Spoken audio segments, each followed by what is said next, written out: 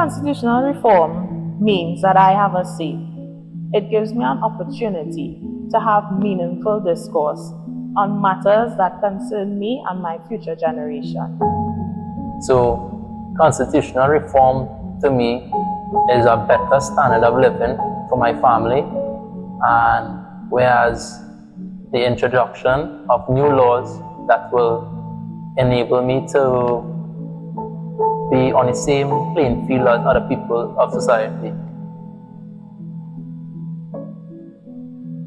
For me, constitutional reform as an educator is really about looking at the changes to those whole education systems that we have and putting a lot more focus on fairness and equity, and then of course examining our modern society and what is needed, and then to adjust our curriculum to suit those offerings. To me, constitutional reform means change. To me, constitutional reform means better employment opportunities for the youth. As a working mom of 2 kids, to me, constitutional reform means a better Trinidad and Tobago for my girls. Constitutional reform means to me that our laws reflect our values, protect our rights, and evolve with our ever-changing society.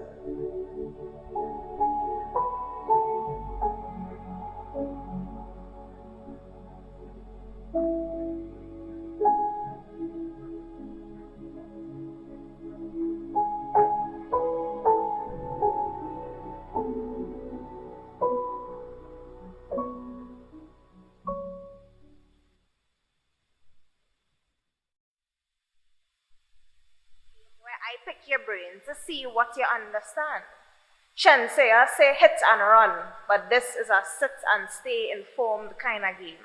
Because the frown is all the same, the question that seems to rattle every brain when I ask, where's constitutional reform? But I feel I jump in the gun.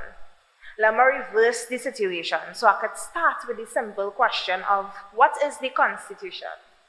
A living document that defines how we represent and serve the rights of citizens. So if I return to my original question, I just provided the solution. The answer to what is constitutional reform is to reform the Consti. See? I feel you understand it better than me, but it has some changes we need to see. Because 21st century society and 1990 reality cannot have the same constitution defining we. And you just evolve as a person? Well, so do we evolve as a society. How dare you tell a woman that she can't have autonomy over her own body? So if pregnancy is part of my reality, I don't have a choice as to what my future will be. I'm not trying to start a pro-life, pro-choice debate amongst we are just asking for a woman to have autonomous decisions about her own reproductive functions. So I put on my Edwin Cameron superhero cape. I salute the Mandela-appointed man of change, a man that will create a new definition to the beautiful sound of the word constitution. Let me use my activism voice. I claim a truth. We have a choice if we want to achieve upward mobility as a society. Take, for instance, gender neutrality. Like the current constitution, forget about we. The future is female, make room for we. But there's no equal expression of man or woman, and you're still asking me why we need to reform the constitution? What about child protection? If the constitution are the basic laws and principles of a nation, then child protection should be the first obligation. Top priority, laws that state explicitly, no child should be harmed by you, me, or state institution if it be no taxi driver should be able to drop out a Tobagonian schoolgirl on a corner after raping she with no severe consequences, you see. I'm not saying throw away order. We still need black and white to maintain structure, but we can't want first world standards existing in third world country mentality. If you want to reform the constitution, then you need to be close to the nation. How you want to tend to the needs of society if you don't even know what society needs? You can't want to reform a nation that is not in constant communication with. Are you done? The game's still going on. Like, why should I need a lawyer to interpret my rights to me? The constitution should be written so that even I could read. No complex words, no big statements, it's common sense. Things the average human can read and understand. I don't want to read the constitution with a dictionary in my hand, flipping pages like, where's statutory instrument? Or oaths of affirmation. I don't understand. Write the things so I could read now, man. Let us take the constitution out of a state of limbo. Let the old thing go. Let a new constitution sing a different song. A melody sing to its equality. A rhythm of accountability. A harmony fresh with transparency. A tempo with an upbeat increase in government efficiency. You see the positive light I'm trying to paint for we? Talks about modification of policy don't have to be boring, you see. Let's Guardian, Express, and Newsday headline something different. You're tired, you're exhausted, it's always the same thing. No more Trinidad is not a real place. It's time to save face. Let Justice Edwin Cameron lead the way for change. Let his candle of positivity light the way for we. Or, you still thinking this poem is about reforming a document? The Constitution is more than just paper. This is for our future. Thank you.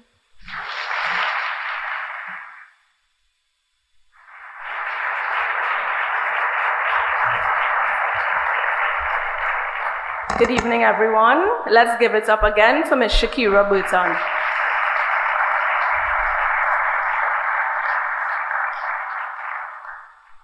Her Excellency Christine Kangaloo, ORTT, President of the Republic of Trinidad and Tobago, and Mr. Kerwin Garcia, SC, the Honorable, the Chief Justice, Mr. Justice Ivor Archie, ORTT, Chief Justice of the Republic of Trinidad and Tobago, and Mrs. Denise Rodriguez Archie, the Honorable Bridget Anisette George, Speaker of the House of Representatives, members of the Cabinet of the Republic of Trinidad and Tobago, Mr. Farley Augustine, Chief Secretary, Tobago House of Assembly, Your Excellencies, the heads of diplomatic missions accredited to Trinidad and Tobago, Mr. Justice Adrian Saunders, President of the Caribbean Court of Justice, judges and judicial officers of the Judiciary of Trinidad and Tobago, our 2024 Distinguished Jurist Speaker, Mr. Justice Edwin Cameron, retired Judge of the Supreme Court of South Africa,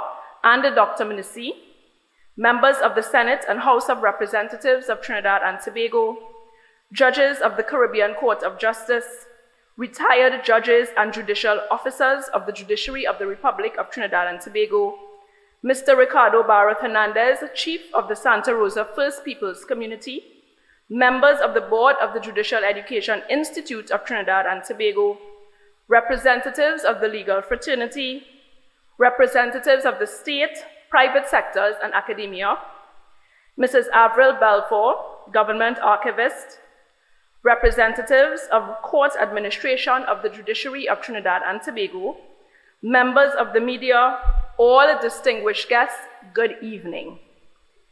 My name is Carissa Marie Francois, and I'm the Executive Director of the Judicial Education Institute of Trinidad and Tobago, and it is my pleasure to welcome all of you here this evening. We commend Ms. Burton for her recent accomplishment. You would have heard the amazing spoken word. Ms. Burton just won the first Citizens National Poetry Slam of 2024. We can give it up, yes, give it up. Well done, Shakira, thank you very much. We also express thanks to Team JEITT for the compelling video on constitutional reform, and we also say thank you to Mr. Kai Alcantara, our panelist from MITCO, and a special thank you to Mr. Richard Beru of the National Steel Symphony Orchestra. Let's give it up for them, thank you. Before we proceed, let us take a moment to honor the memory of the Honorable Monica Kivuti, Principal Magistrate at the Kenyan Law Courts, whose life was tragically taken on the 14th of June 2024, whilst performing her duties. Let us remember her unwavering service and sacrifice and extend our deepest condolences to her family, friends, and colleagues. Let us also honor the bravery of the officers who responded to the attack and wish them a swift recovery. I ask that you stand as we observe a moment of silence for the Honorable Monica Kivuti.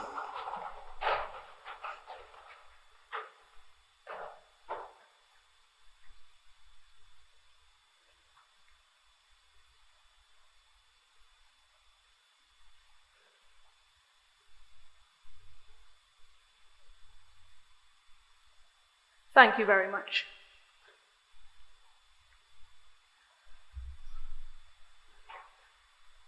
It is my distinct honor and privilege to welcome all of you, esteemed invitees, to the Judicial Education Institute of Trinidad and Tobago's 10th Distinguished Jurist Lecture. This evening marks a significant milestone in our ongoing efforts to promote judicial excellence and foster intellectual discourse within our legal community as well as our judicial community. This year, we are especially delighted to welcome Justice Edwin Cameron to Trinidad and Tobago. Justice Cameron's illustrious career and profound insights into constitutional law make him an exemplary figure in the global legal arena.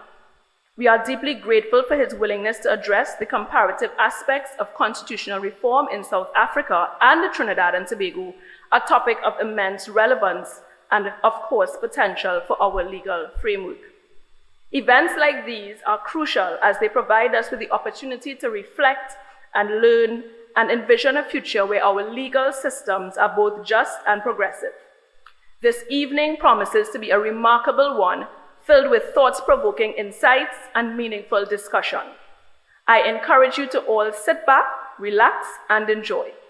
Now, it is my great pleasure to welcome the Honorable the Chief Justice, Mr. Justice Ivor Archie, who will have the honor of introducing our distinguished jurists this evening. Mr. Justice Ivor Archie is the President of the JEITT. He has been instrumental in reform in Trinidad and Tobago in the judiciary and a beacon of legal scholarship and professional development. Let us welcome Honorable Justice Ivor Archie, Chief Justice of the Republic of Trinidad and Tobago.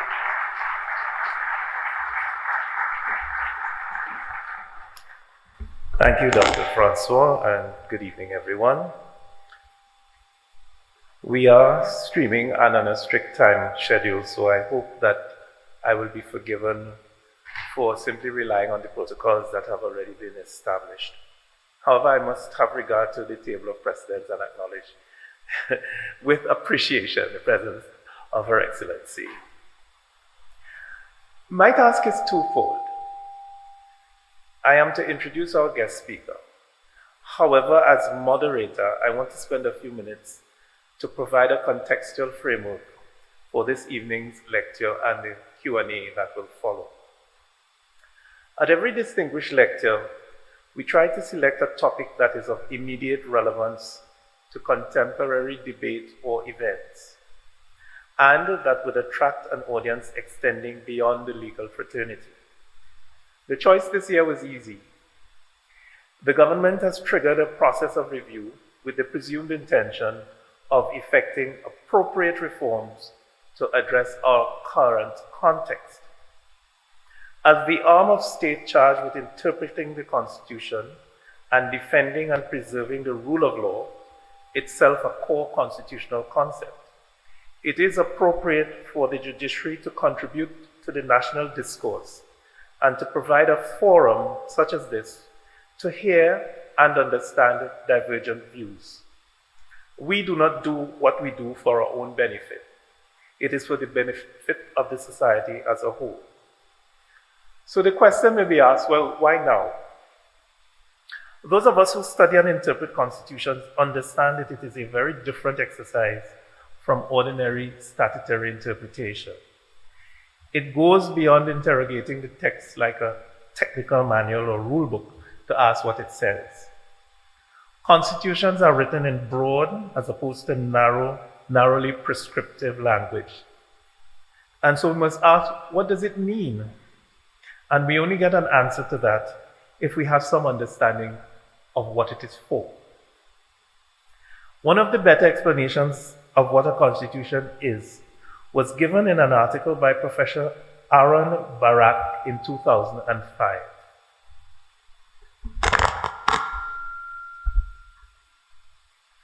A constitution, he said, sits at the top of the normative pyramid. It shapes the character of society and its aspirations throughout history.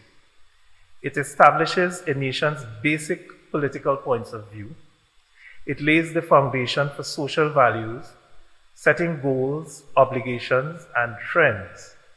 It is designed to guide human behavior over an extended period of time, establishing the framework for enacting legislation and managing the national government. It reflects the events of the past, lays a foundation for the present, and shapes the future. It is at once philosophy, policy, politics, sociology, and law.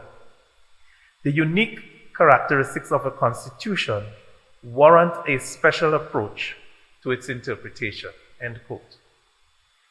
Those unique characteristics also demand periodic national discourse. Who are we? What do we want to become? Those questions cannot be completely determined by litigation, nor should they be. This is what the Privy Council had to say in the well-known case of Boyce, and I quote, "Parts of the Constitution, and in particular the fundamental rights provisions of Chapter 3, are expressed in general and abstract terms which invite the participation of the judiciary in giving them sufficient flesh to answer concrete questions. The framers of the Constitution would have been aware that they were invoking concepts of liberty such as free speech, fair trials, and freedom from cruel punishments, which went back to the Enlightenment and beyond. And they would have been aware that sometimes the practical expression of these concepts, what limits on free speech are acceptable, what counts as a fair trial, what is a cruel punishment, had been different in the past and might again be different in the future. But whether they entertain these thoughts or not, the terms in which these provisions of the Constitution are expressed necessarily co-opts future generations of judges to the enterprise of giving life to the abstract statements of fundamental rights. The judges are mediators between the high generalities of the constitutional text and the messy detail of their application to concrete problems. And the judges, in giving body and substance to fundamental rights, will naturally be guided by what are thought to be the requirements of a just society in their own time. In so doing, they are not performing a legislative function. They are not doing work of repair by bringing an obsolete text up to date. On the contrary, they are applying the language of these provisions of the Constitution according to their true meaning. The text is a living instrument when the terms in which it is expressed in their constitutional context invite and require periodic re-examination of its application to contemporary life. End of quote. High aspirations, hard work for judges. But to the extent that a constitution is a foundational document reflecting the beliefs, norms, and values around which the society organizes itself and through which we cohere, its formation and development and continued relevance require the widest participation and a high degree of consensus for it to work. To the extent that a constitution is aspirational and forward-looking, it must also evolve. And it is not the function of judges to tell you who you must be. Neither of these things should be left solely or indefinitely to the judiciary or to politicians. It's not just about distribution and control of power. It is about identity. That is work that until now, in my view, has been neglected. That is why we are here this evening, to promote discourse. It will be for others to determine what the new Constitution says. We hope that there will eventually be clarity on what it is for, so that we can tell you what it means. Our reality is shaped, but not imprisoned, by historical trauma, widening income inequality, and the challenges of managing a multi-ethnic, multi-religious society with the tolerance that we espouse. These are real but not unsurmountable challenges, nor are they unique to us. It is sometimes useful to get fresh perspectives. One of the criticisms of our Constitution is that we never really owned it, having missed that opportunity in 1976, as it was handed down rather than revolutionary.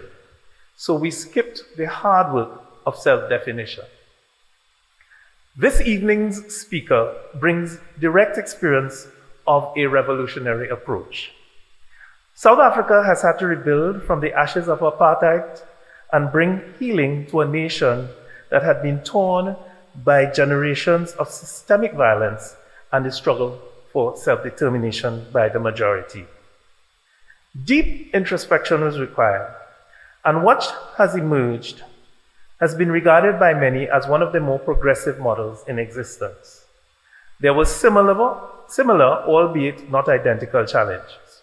We are confident that his observations and insights will enrich the contemporary debate, both by reason of the content of his speech, as well as the question and answer session that follows. Not that there is any question about his credibility, but I must tell you a little bit about who he is.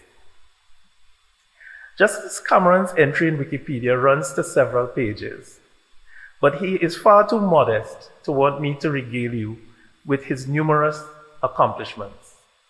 Instead, I will rely on his bio as he prefers to be introduced.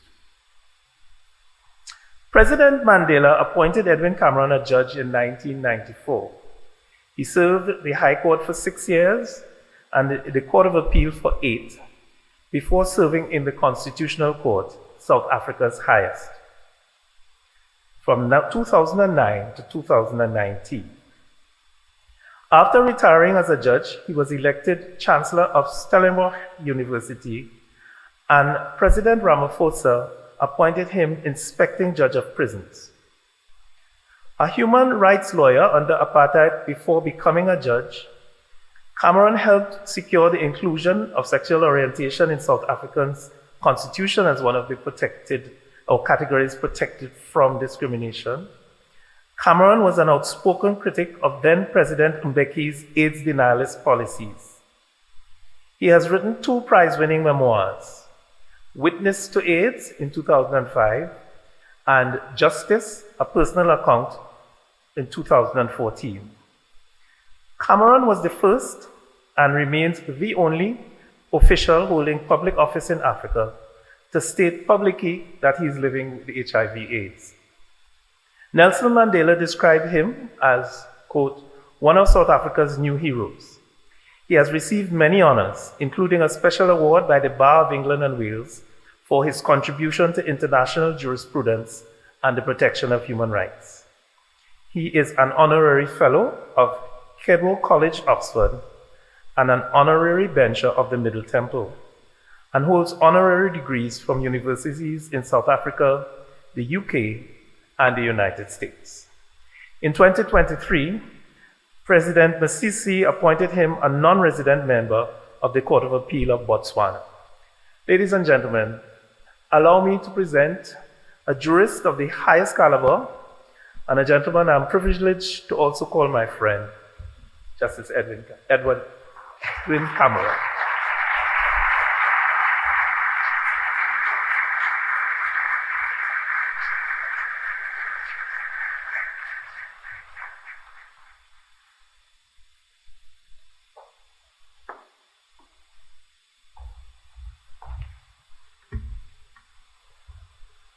Good evening, ladies and gentlemen. Thank you very much for that warm introduction, Chief Justice. But I first want to express the honor I feel that Her Excellency, the President of the Republic, is here this evening, and you yourself and many of your colleagues, Chief Justice, as well as the Speaker of the House. Madam President, it is a great honor. And also, before we came down here this evening, I met the representatives of the first people of this republic, and I was garlanded with this beautiful handmade, which I'm very proud of to be wearing, and I thank them too.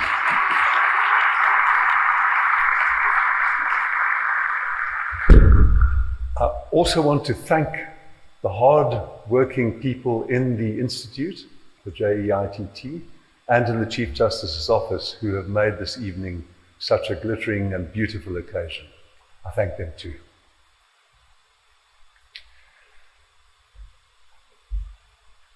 I want to go back to something the Chief Justice raised, which is why bring a South African lawyer across the Atlantic to come and speak about Trinidad's process of constitution making.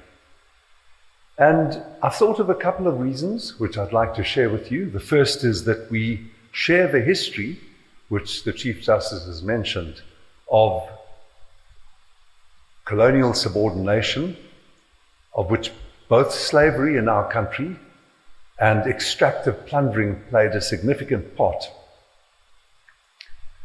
Secondly, from this, our societies each inherited a rich legacy of racial and cultural diversity, which Chief Justice Archie has also mentioned.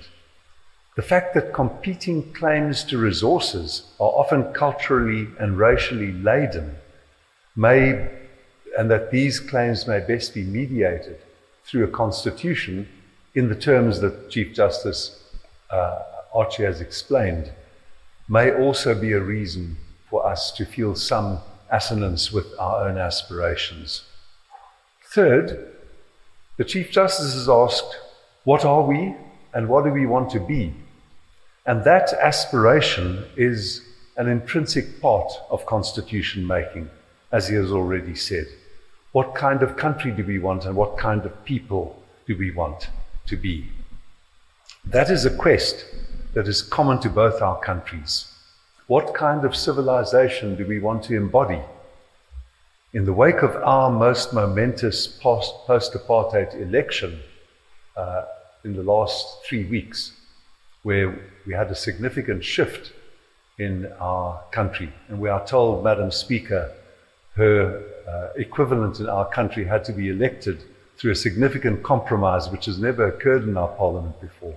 Madam Speaker told me that there was no compromise in either of her 2 elections. This brings to the fore in our country these issues. And a fourth resonance is something that the Chief Justice raised, but much more tactfully than I'm going to raise, which is the presence of the Judicial Committee of the Privy Council as the ultimate court of this republic. The apartheid government abolished any power or right of appeal to the Privy Council soon after coming into power in 1950. Its design was to secure a greater hold over the judiciary of South Africa, which it did secure and which it did exercise. But there are also many better reasons for the abolition of this colonial remnant. Not least amongst these reasons is the fact that the Privy Council sometimes seems to have a lack of conversance or comfort with affording large interpretative meaning to constitutional phrases. Chief Justice said just a few moments ago that interpreting a constitution is not like interpreting a technical manual. And I don't know that the Privy Council has sufficiently embraced that larger task. Secondly, the Privy Council has shown a disinclination to heed clear voices from the Caribbean itself and dissenting voices from within its own ranks to give more generous-spirited interpretation to constitutional texts. Professor Richard Drayton, one of my predecessors in the distinguished task that I've now been asked to carry out, called the clause that preserves pre-constitutional law, the validity of that law, together with the Privy Council as remaining the highest court of many Caribbean countries. This he called a toxic combination. It's not as tactful as you said, Chief Justice. This has resulted, rightly in my view, in scathing criticisms of the Privy Council, not only from Professor Richard Drayton. So our countries, our legal elites, are united in a quest to find what kind of civilization we want to be and create. And answering that question requires us to ask, why a constitution, which the Chief Justice has addressed, and why law? If we go back a step or two, we will go back into trite country, commonplace country, but it's worth reflecting for a moment that law is a system of rules and values and norms that regulates the exercise of human power. The question that this raises seems simple, but is distinctly untrite. It is a question most established elites either ignore or actively suppress. For whose benefit should law be, the power that law regulates, be exercised? For most of our ordered existence as humans, most laws have been enacted for the protection of and for the benefit of a small privileged elite. Consider slavery, feudalism, colonialism, and class domination. Power and control over resources have been regulated through law for the benefit of those who already have the benefit of the most. But the important thing to remember in regulating, in exercising the power under law, and in creating a new constitution, that kind of privilege entrenchment is contingent. It's not a necessary feature of law at all. And this derives from the nature of law. For effectively to exert power, law as a system must be general, prospective, comprehensive, and predictable. Comprehensible and comprehensive and predictable. Excuse me. This means that in its very nature, law provides inherent nuances and contradictions in the hands of innovative lawyers and innovative judges, willing innovative judges. These enable subversion of privilege and power, even in the face of severe oppression. Under apartheid in South Africa, a minority of courageous and principled judges showed how the law could be used to subvert apartheid itself. Even apartheid laws enacted to subordinate and humiliate and oppress could be turned against their own very design. This means that while historically law has been a bastion to perpetuate entrenched privilege, this does not have to be. Its privileged entrenching is, as I've said, merely a contingent fact of human society, not something intrinsic to it. Our quest for constitution making must thus be mindful of the alternative conception of law, that it may provide a social mechanism that can dignify, a social mechanism that can liberate, a social mechanism that can enhance the dignity and power of especially the dispossessed and the marginalized, and provide those seeking a just society mechanisms to help them realize it. And why then constitution making? Our history in South Africa suggests a number of reasons to embody society's aspirations in a constitution. To create a range of implements that enable challenges to law as privilege, to curb the dominant elite's power, to provide a hedge for minorities against the power and the whims of the majority, and fourthly, to ensure that all who wield power are themselves subject to it. So a constitution's chief function is to embody securely the framework within which power may justly be exercised through law, the important word in that formulation being justly. At the belated end of apartheid, it was precisely this conception that led the negotiating parties to create a generously expressed and vastly aspirational constitution in South Africa.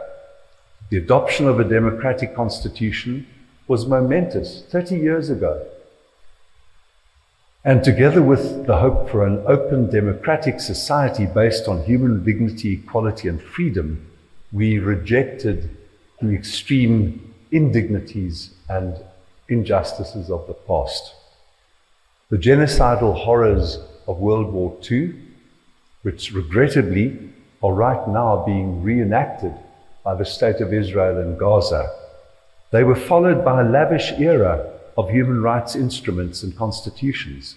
The theory of human rights that became current after the Second World War entitles one to claim certain things against the government, to require government to make provision. Thank you, ma'am. That's very kind.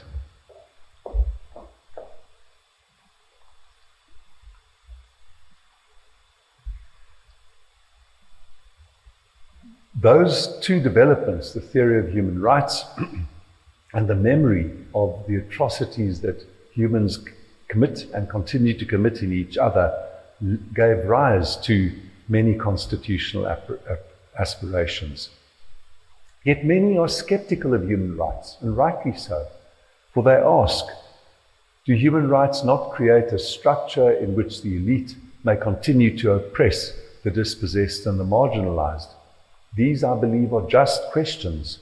We may ask in South Africa whether our country's commitment to a human rights culture has enabled the entrenchment post-apartheid in the democratic era of a rapacious elite. In its breadth and in its sweeping formulations, South Africa has a truly wonderful constitution. It promises lavish access to rights for everyone. Its soaring values set our sights on a just future. Yet failures of leadership, organizational disintegration, sloth, ineptitude, institutional dysfunction, gross corruption, and the increasing dominance of criminal syndicates in our country, throughout the governing party even, and in government itself, have impeded fulfillment of constitutional provinces and hollowed out in some sectors belief in law. And yet, and this is my theme tonight, this bleak assessment, amidst it, constitutional protections, law, and human rights, nevertheless always offer opportunities to fight oppression and to assert human dignity. In my country, after the adoption of the Constitution, the new Constitutional Court ruled that the death penalty was incompatible with the new constitutional guarantees. The very first case it heard led to that outcome.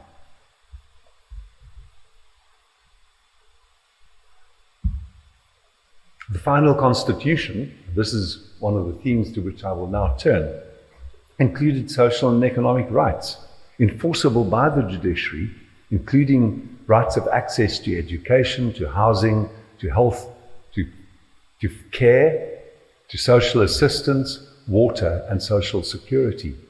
The Equality Clause prohibited unfair discrimination on extraordinarily expansive and transformative criteria. And the Constitution also secured checks on executive and administrative power in embodying the right to administrative justice and to judicial review, to which even the acts of the President himself were found to be subject.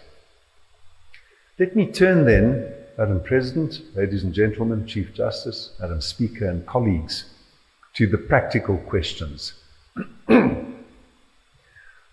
Socio-economic rights, should they be included? Like Trinidad and Tobago, South Africa is disfigured by marked socio-economic inequities. My country is particularly distorted by inequality. Amongst countries that render reliable figures, and many culprits do not, it is said that South Africa, on the Gini scale, has the most unequal distribution of wealth in the world. At the onset of democracy, these inequities were heavily inscribed along racial lines. That has changed because of the emergence of a large black middle class now dominating the class structure of South Africa, and an extremely wealthy super elite preponderantly black. This has significantly, though not entirely, deracialized the pattern of inequality. Yet, while absolute poverty has diminished, as it has elsewhere in the world, inequality itself has by many, though not all standards, persisted. This is because of the accumulation of enormous capital, as I indicated, in limited hands. South Africa's constitution has not resolved these disparities, but it has ameliorated them. The constitutional guarantee to a house, for example, and I will give you some cases in a moment, the limitations on land dispossession, the orders of the courts requiring implementation of social and economic rights, these have had a real effect of redistributing wealth, of redistributing access to resources, and alleviating absolute poverty. And all of these have sprung from judge-led enforcement of the Constitution, and all of them have eased poverty. What does this suggest about what Trinidad and Tobago should do in determining whether social and economic rights should be? Our history in this regard may be informative, because a fierce and even vehement debate took place in the years between Nelson Mandela's release from prison in February 1990 and the adoption of the first constitutional instrument, its enforcement from April 1994, just 30 years ago. There were four alternatives: leave out social economic rights altogether, first. Second, include them only as non-justiciable directive principles of state policy. That has occurred in certain countries. Recognize them, thirdly, without qualifications, as fully enforceable rights. And then fourthly, include them, but hedge them. And that was ultimately what the debate led to in South Africa. There's no good classificatory reason, no good conceptual reason of taxonomy to differentiate between what are called first-order rights and second-order rights, including the social and economic rights. Because even the first-order rights, like securing freedom of speech or securing the franchise, require the expenditure of government resources, and so do social and economic rights. Of course, the rights are different in the degree to which they require that, and yet the argument often made that they are so different in kind that there should be a distinction between them for constitutional entrenchment purposes does not hold water. It is not conceptually sound. The court had to certify the new constitution to ensure that it was in accordance with a number of constitutional principles that had been agreed between the outgoing apartheid government and the incoming democratic government. And in certifying the final constitution, the court rebuffed these very arguments. The arguments for inclusion and justiciability prevailed, but they were included, as I've indicated, in the fourth category with heavy qualifications. They are rights of access only. The Constitution requires the state to take reasonable legislative and other measures to create that access. And this word reasonable has been pivotal. The measures are constrained in the Constitution by available resources. And fourthly and lastly, the state is required not just to take reasonable measures, but to take progressive realization of the rights into account, all indicating that they don't have to be realized in a sudden flash. And these, of course, echo the International Covenant on Economic, Social, and Cultural Rights. The very first case to come before the Constitutional Court was a tragic case involving a man from Durban who was in the final stages of kidney failure, renal failure, and heart failure, and who needed to continue to live access to dialysis. And he applied for it in the High Court. He was turned down, and the case came before the Constitutional Court very soon after it was founded. The man was Mr. Subramani, and the court rejected his claim, and he died a few weeks after the court said that he could not have entitled constitutional access to dialysis. It was a wrenching case. The court found it wrenching. Why did it so decide?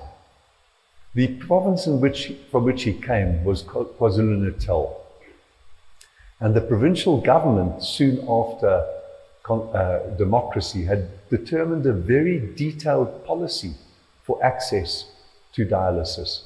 One of the exclusionary criteria were if you were in the final stages of renal failure. A second exclusionary qualification was if you had other fatal conditions which would impede the benefit that you would derive from dialysis. The third consideration was that there was a long queue of some hundreds of people who did qualify under the state's policy. And the court's decision, in effect, upheld the policy and said that Mr. Subramani, the fact that he did not qualify under it, was constitutionally reasonable. The inbuilt hedges have thus had a double effect. They have prevented these rights from overburdening the courts with intractable determinations about resources. The intractable determinations must be made by government. And secondly, that is what the courts have done. They've left it to the government to implement it. A further case, which in the Chief Justice's introduction you will know has relevance to me, concerned access to antiretrovirals. President Mbeki, for reasons relating to our very complicated racial past, refused to accept the elementary causation of AIDS, the etiology of the virus, the etiology of the disease, and refused to make antiretroviral treatment available even when they were accessible without cost to government, which was the case with the particular treatment which was available to give to pregnant mothers who were about to give birth to their babies, and which very heavily reduced the risk of those babies getting the infection from the mother. And that case came to court. I'll make a point about it later, about the Citizens Action Group, the Treatment Action Campaign, that brought the case to court. And the court ruled that government policy on providing access to antiretrovirals was not reasonable. It was a momentous decision which led to a great success, I think, for the Constitution, for citizen activism, and for President Mbeki himself, because there was a moment when his health minister, the night after the decision was delivered, she went onto television and said, "We listen to the judges, but sometimes the judges must listen to us." I'm sure, Madam President, that you've never said that, ever.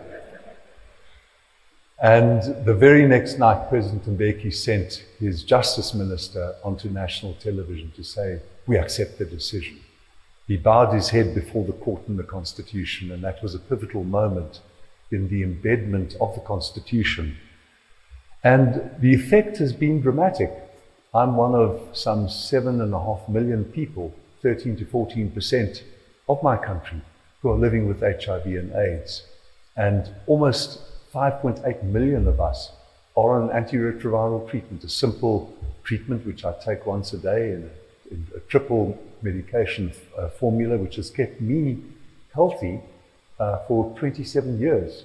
One of the reasons why I rejoice to be with you this evening is I hadn't been given my life back at a time when it was certain that I would die within 30 to 36 months. And the Constitutional Court's decision signaled to government, it was a decision limited to pregnant women, but it signaled to government that if it didn't formulate a reasonable policy on access to antiretrovirals generally, not just for pregnant mothers, the court would intervene. Similar decisions have been taken in education and also in land. The question of judicial overreach is very present in the Constitutional Court. The very last decision that I was honored and privileged to give in the Constitutional Court was a case called Mulase. I delivered it on my last day in the court before I retired. And it concerned a wonderful Mandela-era statute where the first democratic parliament passed a statute that said if you were a land tenure, a sharecropper or a worker on a farm, and the farmland was overwhelmingly owned by blacks, the workers by white people, and the workers on the farms were overwhelmingly black people. If you were in that position, you could claim proprietary title to where your house was, where your crops were growing, and where your cattle grazed.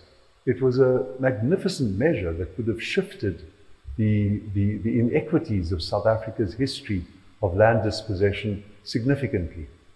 Tens of thousands of black land tenure claimants applied in the process required by the statute, and the statute said that if the claim was challenged, it would go to the Land Claims Court after processing by the Land Department.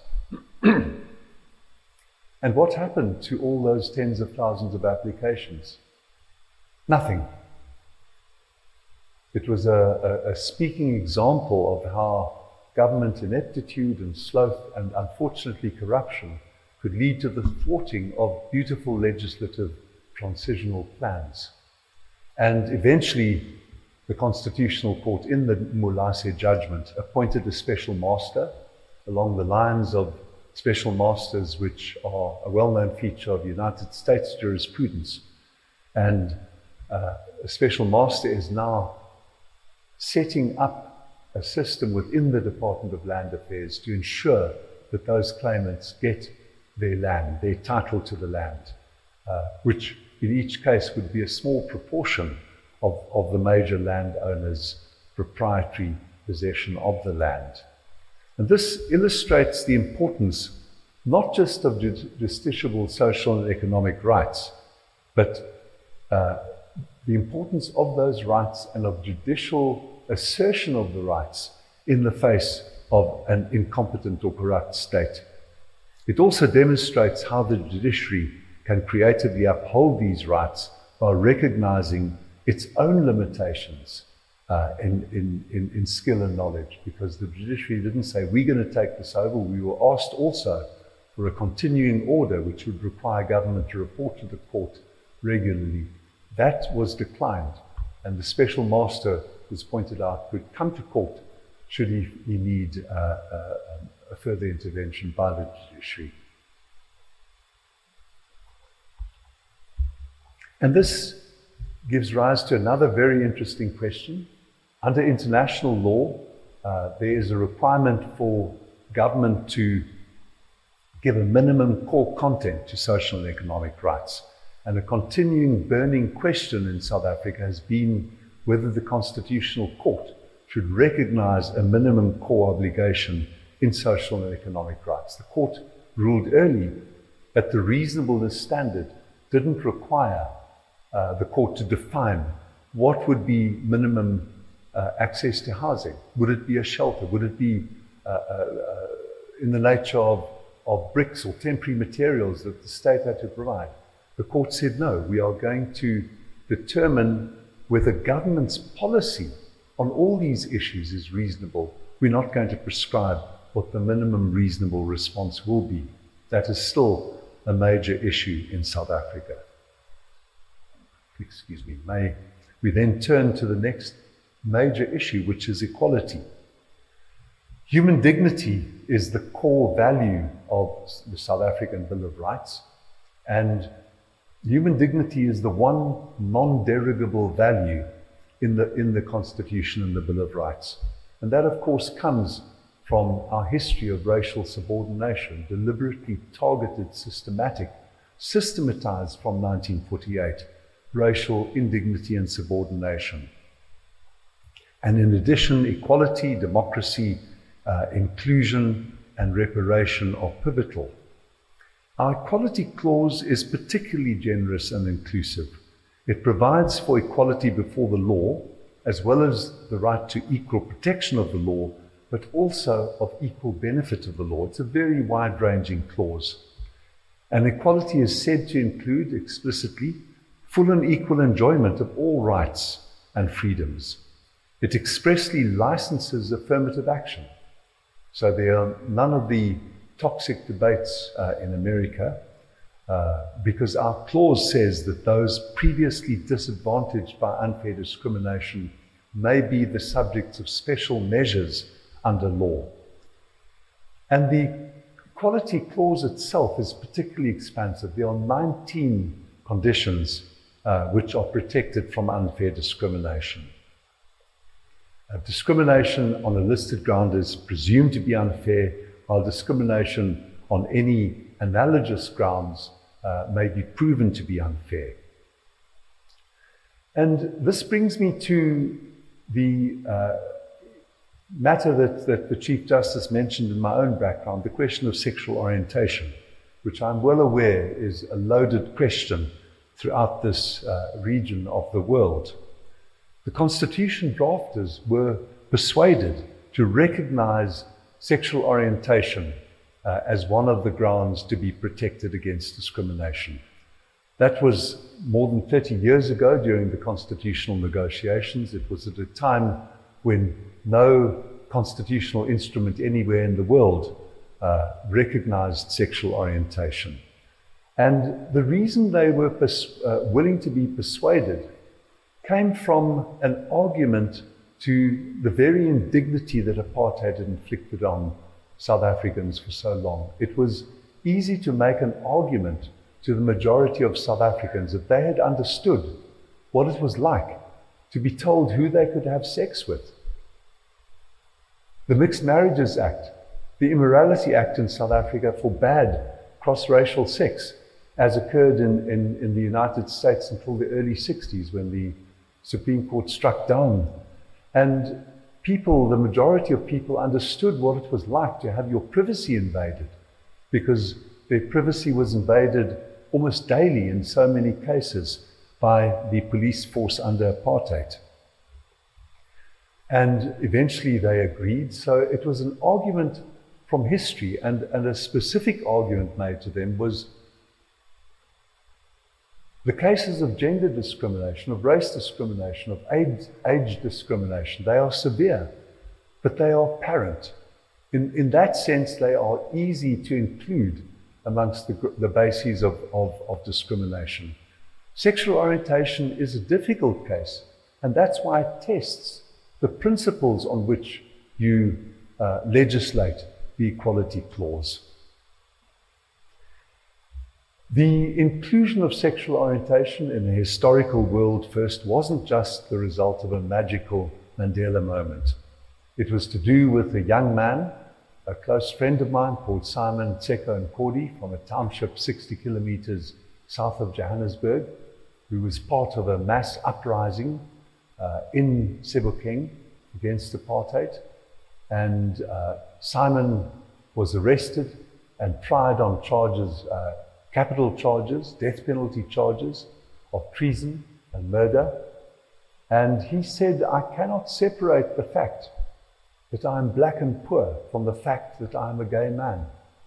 And he challenged his co-defendants to accept him. And initially they did not. They rejected him. They said, we want you to be kept in a separate cell from us while we are waiting a trial. And he challenged that too.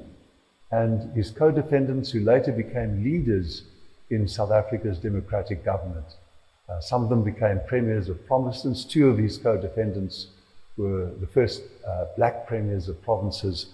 This was the result of the momentous courage of Simon Tseko Nkodi. Strategic activism and solidarity between the movement for inclusion of sexual orientation and the churches. The Catholic Church did not oppose the Bishops' Conference. The South African Catholic Bishops' Conference had a heroic role in the 1980s in opposing apartheid, and it saw the arguments that there was an analogy between racial subordination and stigma, and gender subordination and stigma, and sexual orientation and stigma. And of course, the fact that President Mandela and the wondrous Archbishop Desmond Tutu supported that too were important considerations.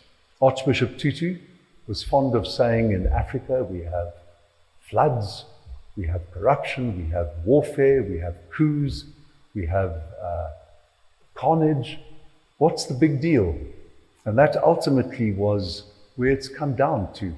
The sexual orientation clause in the Constitution has not protected LGBTIQ people from all discrimination, especially black lesbians. It's class mediated as well as racially mediated. Black lesbians living in a township are targeted too often with violence and sometimes murder, terrible incidents. But nevertheless, the orientation clause has changed South Africa's mindset about the LGBTIQ community. And I would summarize it by using Archbishop Tutu's concept of what's the big deal in the end. And the surveys show that a majority of all South Africans, township, rural, urban, white, black, all age categories, support now, it's taken time, but they now support the inclusion of sexual orientation, the constitutional protection of the LGBTIQ community. So another feature is very pertinent to the debate currently about global warming, is environmental rights, which are included in our Constitution. And recently, the first major Supreme Court of Appeal case come. The Constitutional Court has not yet had to rule on the major constitutional right to the environment. But the Supreme Court of Appeal confirmed a judgment refusing several major oil companies the right to do sonar testing off the coast of the most beautiful region of South Africa, the southeast coast, the Wild Coast.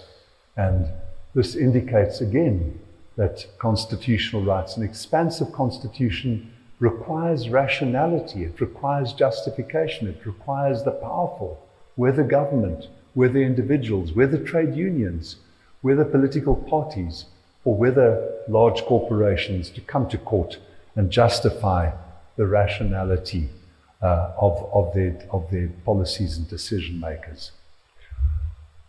Madam President, Mr. Chief Justice, Madam Speaker, colleagues, are there lessons? Well, I speak with diffidence tonight on this beautiful occasion. I speak with deep diffidence as someone who doesn't know nearly enough about your history, about your beautiful country, about the warmth of the response that we've received since being here in the last few days. Division persists in my country.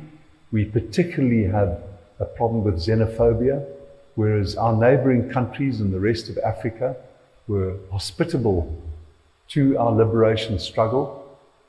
We have not reciprocated the courtesy. We have been a haven for people, cross-border migration, much of it economic, but much of it also persecutory. On the northern border, Mugabe's Zimbabwe, and at present President Mnangagwa's Zimbabwe, heavily persecutory of dissent and of many conditions. And we have not been gracious in affording succor and sanctuary to these persons who are so persecuted. But a few lessons I would draw. The first is the important lesson which I've already alluded to, which is that no constitution is self-executing. We have been fortunate in South Africa that apartheid engendered a tradition of very vigorous civic action. Civil society activism against apartheid was not dissipated when we made the transition. And the case I mentioned to you earlier, the Treatment Action Campaign, a young man called Zaki Ahmed founded it in 1998. He announced its foundation at the funeral of Simon Tseko Nkosi in December 1998. He thought he had only to take on the international drug companies who were making the drugs, often the result of intellectual property that was vested in universities, public institutions, or the National Institutes of Virology, or the Centers for Disease Control, and yet were charging exorbitantly high patent-protected prices for them. Little did he know that within 2 years, when President Mbeki took office, he would also have to challenge presidential denialism. But the story of the Treatment Action Campaign is a story of an alliance formation, of civic activism, of courage, principled, carefully, strategically chosen, principled action that led to a massive victory against the drug companies. The drugs I take every day are almost, not quite, but very close to negligibly inexpensive. And that is the result of the Treatment Action Campaign and its allies in this hemisphere.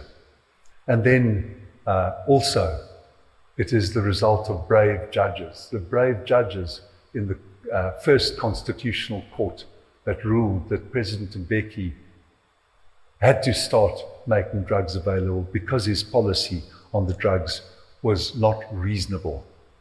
And then the media. We have a proud tradition of independent, vigorous media, and yet the Constitution also has sad stories, one of which I want to tell you. We ruled in the Glenister case, 5-4 majority in the Constitutional Court, that our international obligations to create a sufficiently independent drug corruption-busting entity, an obligation which occurred in the SADC Treaty, which occurred in the United Nations Treaty, which was embodied, those treaties had been domesticated into South African law. We said that this was not just aspirational. We ruled that government had to create a corruption-busting institution. Well, Parliament faffed around, and they created a sort of a lily-livered version of what we'd required. It came back to the Constitutional Court. We issued another order. By the time it came back to the Constitutional Court, the dissenting judges had almost all, not all, but almost all, had said that they were wrong and that we'd been right.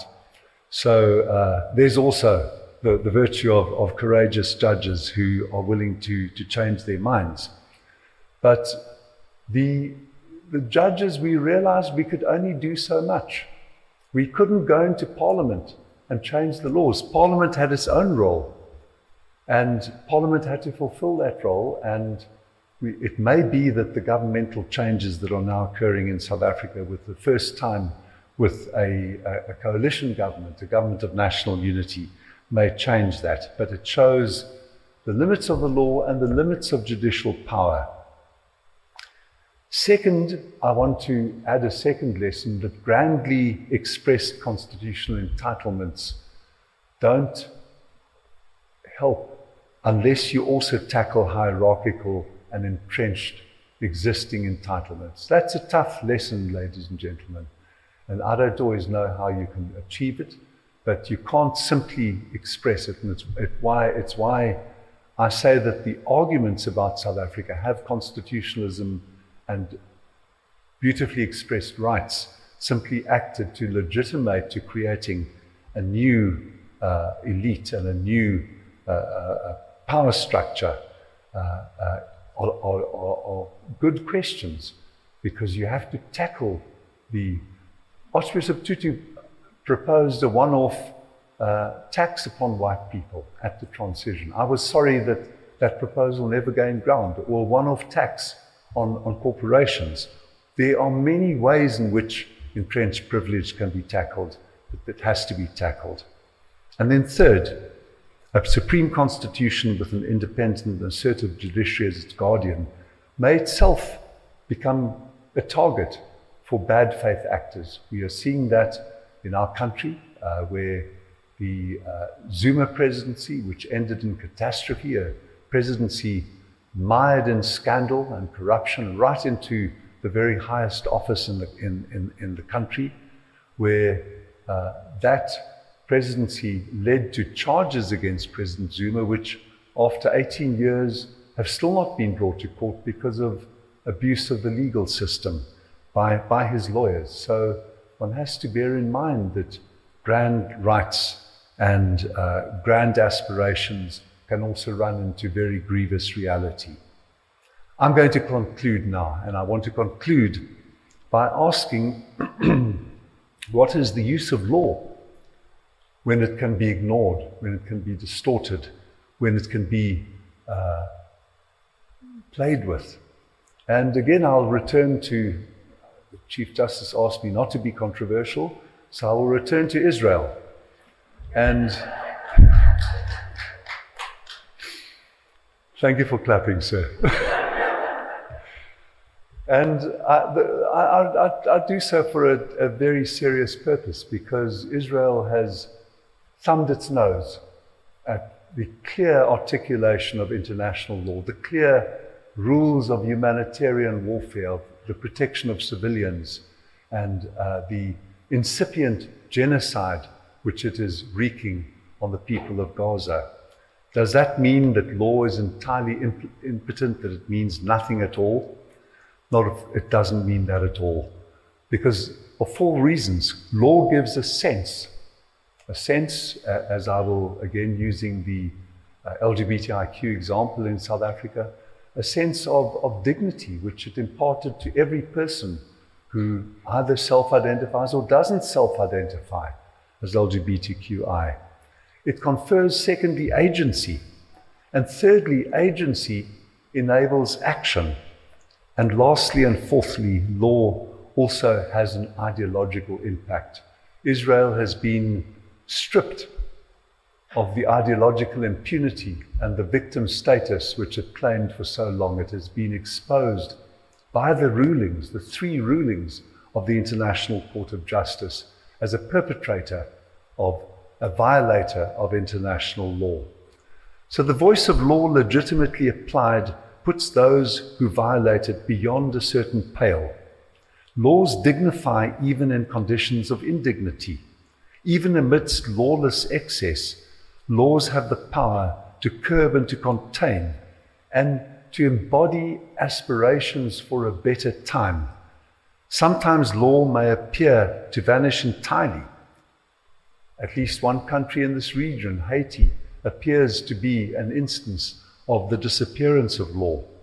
But law retains its purchase even there, because it stands as a standard to which those who have caused it to disappear will be brought eventually. Constitution making invites us not just to reflect on the civilization, the country we want to create and the people we want to be, but to make a real effort to create the law and to make real our own aspirations through law. Thank you very much.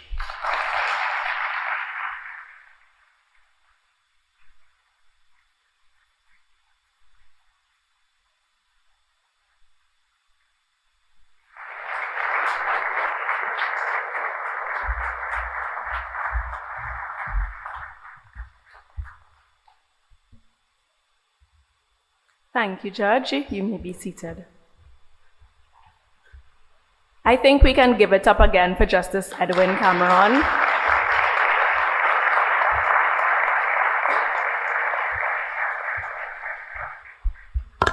Thank you, Justice Cameron, for that insightful and compelling lecture. Your thorough analysis and reflection on constitutional matters have provided us with much food for thought. Your expertise reinforces the importance of a robust constitutional framework in our society. We look forward to upcoming opportunities to ask questions and interrogate all matters further as we dig a little bit deeper into the themes raised. Before we transition to the next item on our agenda, I wish to acknowledge Mr. Reginald Armour, SC, Attorney General and Minister of Legal Affairs of Trinidad and Tobago. Thank you so much for being here with us this afternoon. It is now my pleasure to welcome Ms. Amaris Nori, a young and talented spoken word poet who will share her contemplations and reflections on Justice Cameron's presentation. Ms. Nori is a recent high school graduate who completed her studies at the St. Augustine Girls High School and Bishop Anstey and Trinity College East. She achieved outstanding academic success, ranking first in the Caribbean for the Cape Performing Arts exam. Amaris won her first spoken word champion title at the Cascadoo Caribbean New Voices International Festival in 2020. Let us warmly welcome to the stage Ms. Amaris Nori.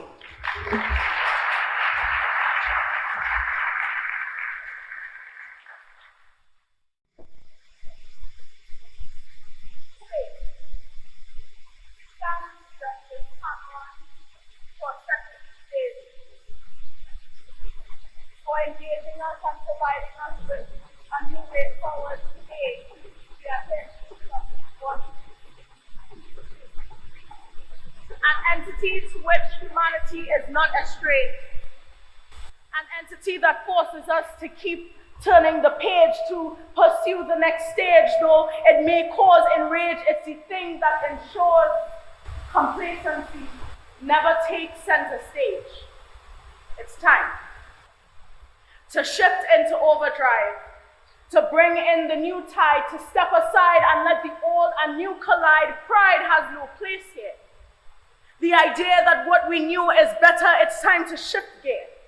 Opening up the minds to new realms, let's resist fear.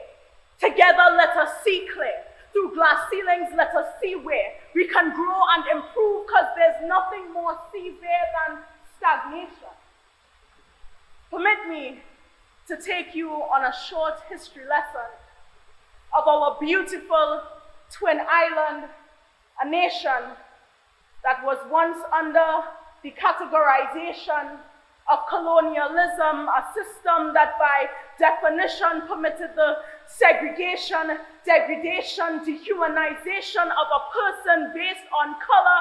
Imagine a citizen of a country having no representation, no legalization to make contribution as to the outcome of their own destiny, of their own lives, for their children, their husbands, their wives, until the Independence Act of 1962. One of the many crucial steps that made way for me and you to now have the luxury of self-governance. A luxury that transformed the oppressed whisper and utterance into the voice of the people, giving a choice to the people. Now we rejoice as the people, as the generation that was forged from the love of liberty, from the struggle for equality, past the pressures of prejudice, through the pains of Sir Ellis pioneering the Constitution that would serve as the foundation for continued progression for generations to come. Today, we take up the torch as the new pioneers, as the igniters for change who refuse to turn deaf ears to the cries for inclusion, to end marginalization, to be the solution. This Constitution is the one to draw the line, the one to consider those below the poverty line. Even if it's only 5%, this Constitution leaves no man behind. It's time.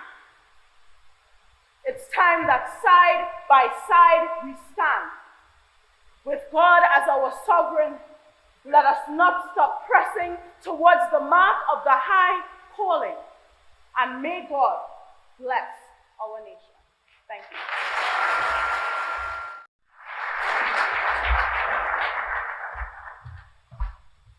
Thank you, Amaris, for that powerful and moving presentation. Your words have resonated with us. It has been my pleasure to guide you through the first part of today's program. Before we transition into our 15-minute intermission, please remember to scan the QR code on the screen to send in your burning questions. A number of questions have already started to come in. Thank you so much. Additionally, a link has been sent to all attendees via email as well. If you encounter any challenges accessing the link this afternoon, please visit the JEITT informational booth at the back, where you'll be provided with writing material, and we will also collect all of those questions. During the intermission, I invite you to take the opportunity to stretch your legs, reconnect with old friends and colleagues. We also are, hoping that you will take a little two-step, because we have the National Philharmonic Orchestra who will be taking us through the 15 minutes. We are excited to have a period of question and answer that will be moderated by the Honorable the Chief Justice, Mr. Justice Ivor Archie, with our speaker, Mr. Justice Edwin Cameron. Thank you so much for your attention for the last hour or so. We look forward to welcoming you back in 15 minutes. It is now my pleasure to welcome the National Philharmonic Orchestra, which is under the direction of Dr. Roger Henry. Thank you so much.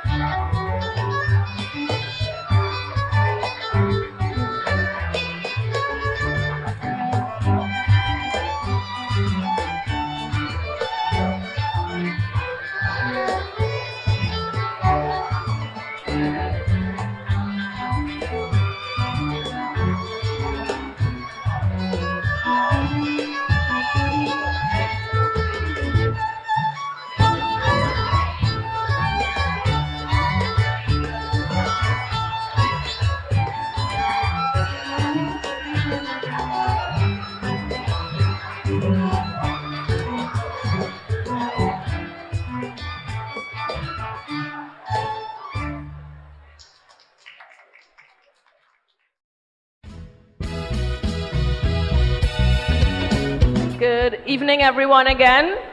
It's my pleasure to welcome you to the question and answer segment of the Distinguished Jurist Lecture 2024. We are asking that all of you be seated, and I will now welcome to the stage, and I ask that we warmly welcome the Honorable, the Chief Justice, Mr. Justice Ivor Archie, ORTT, Chief Justice of the Republic of Trinidad and Tobago, and President of the JEITT. We also warmly welcome our Distinguished Jurist 2024, Mr. Justice Edwin Cameron. Let's welcome them.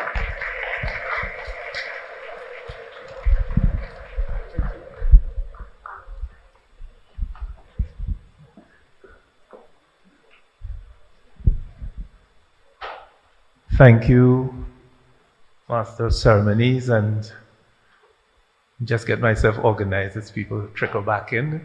Let me take the opportunity, Edwin, to thank you very much for that very, very engaging, thoughtful, and insightful presentation. I know you've been a hit just from the little few conversations I've had during the intermission.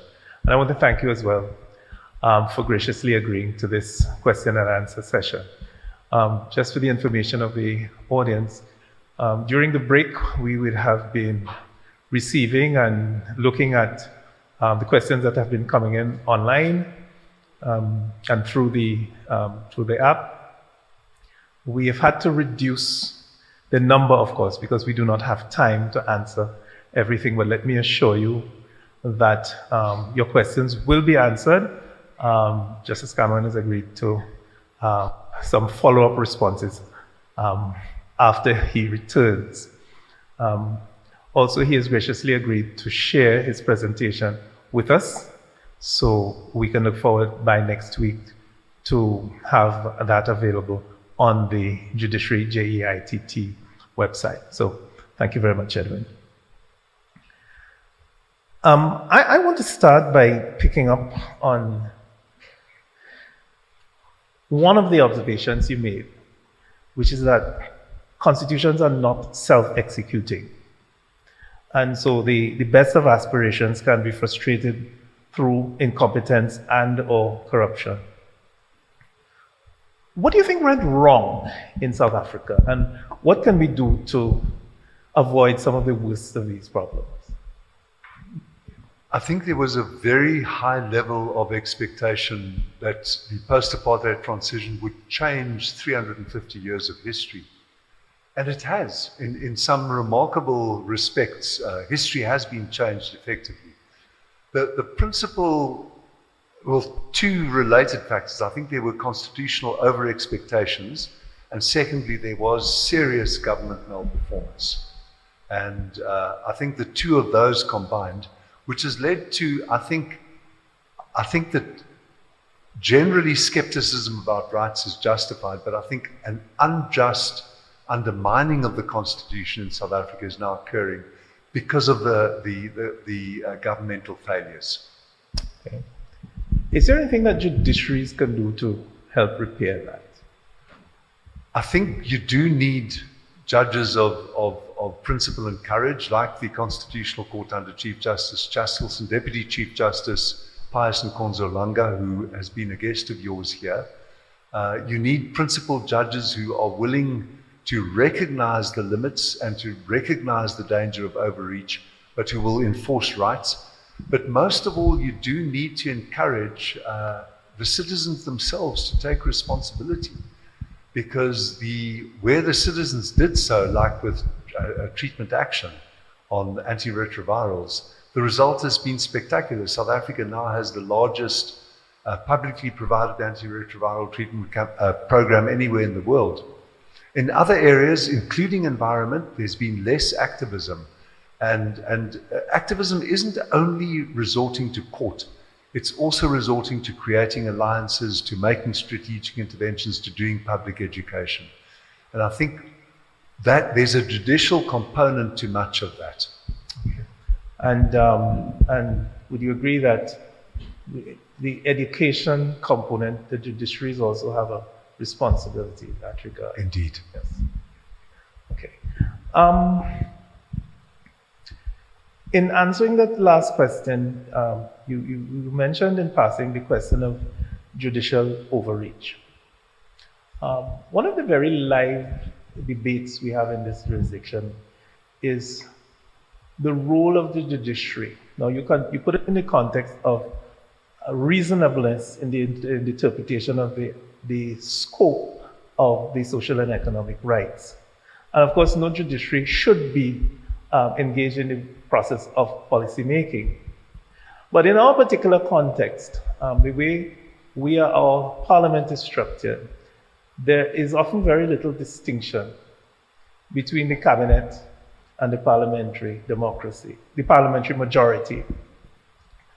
And so in those circumstances, there is a feeling in some circles that questions and controversies that should receive political solutions are being litigated. What are your thoughts on a different sort of constitutional arrangement for the separation of powers? The USA is an example of where there's what I would call a cleaner distinction between the legislature and the executive. Any thoughts? It's a difficult one. The first thing to say is that we had that failure of parliamentary oversight in the Zuma era.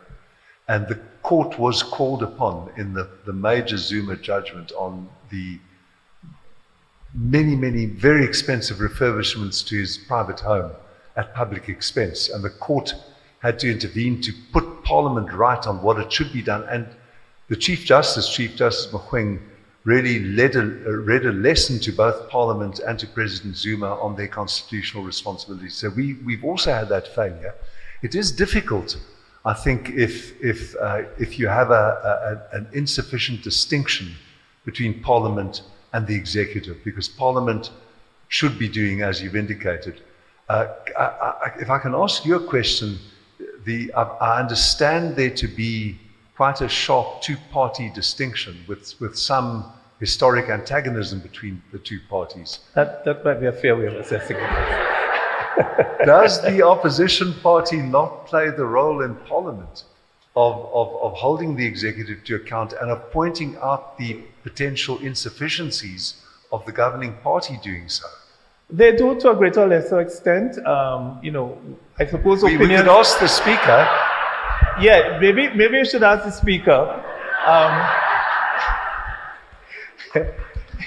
Yeah, I think we've had some very strong opposition parliamentarians on both sides over the years. But the reality is that at the end of the day, the majority will get what it wants. The question is whether this scrutiny because the consequences of taking a decision that may be unwise only rebound after 5 years or so. But the question is, to what extent do the legislative and executive branches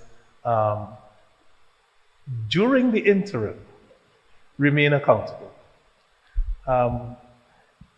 We have found ourselves, in my view, respectfully, having to legislate matters which I would prefer to see have a political solution, or at least be the subject of a different type of this discussion.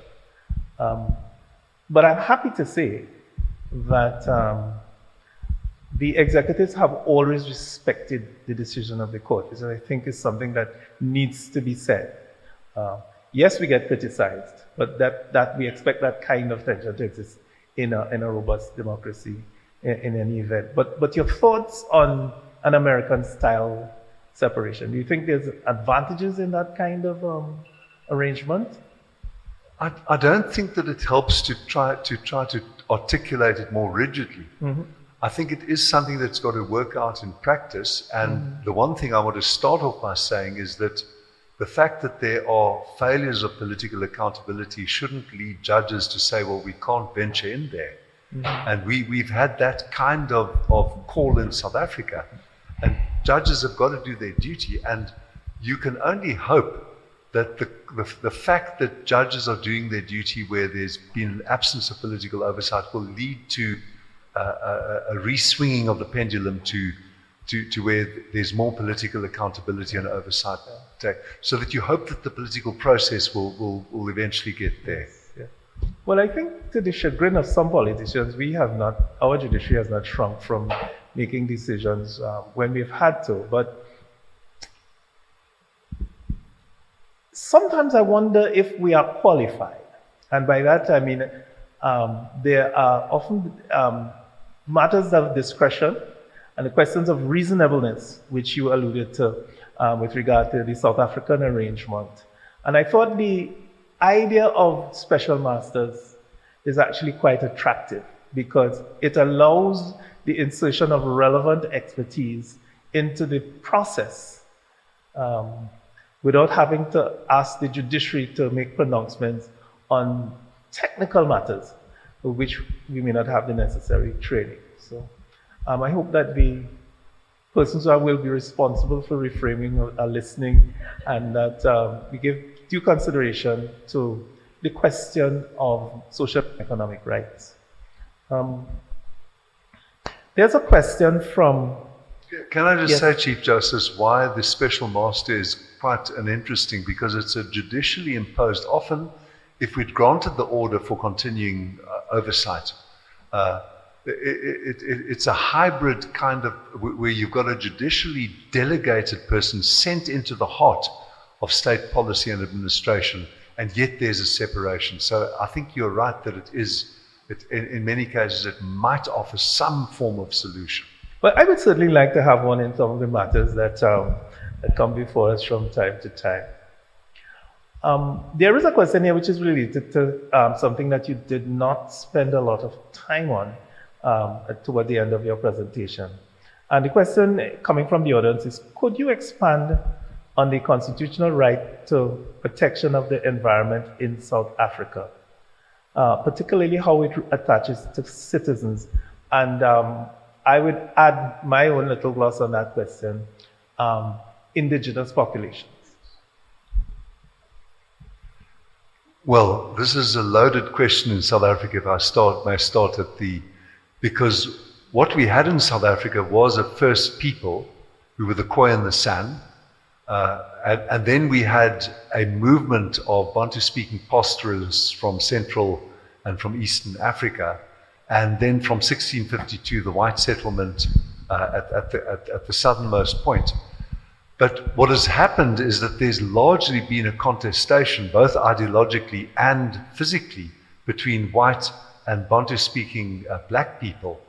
And the indigenous first peoples have been almost ignored in that. That has changed now with a clamant insistence on their entitlements.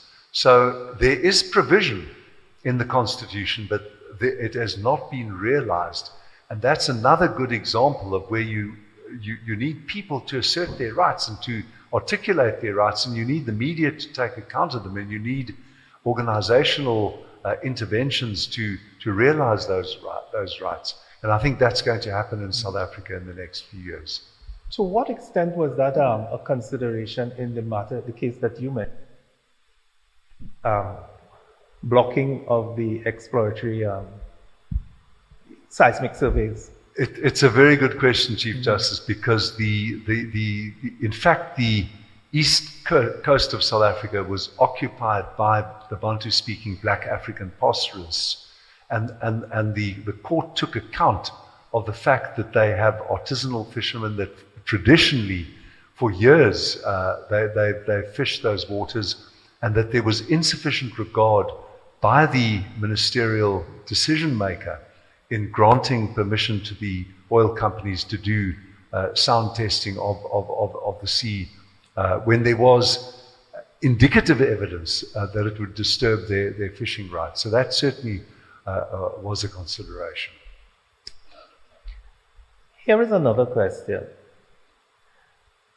The process constitution making and remaking, well, it was I should confess, it was addressed to me, but I think your answer is going to be a lot more interesting. I think we'll take a vote on who's going to answer. In the process of constitution making and remaking, and based on your own experiences, what are the key prerequisites for majority cross-cultural buy-in, integrity, and legitimacy? Well, inclusivity. I think it's important to hear a large majority of voices. The South African situation 34 years ago with the release of Mandela was slightly distorted because there was an apartheid government that was held to represent the views of most whites, and the ANC that was held to represent the views of most black people. So you had these two negotiating parties.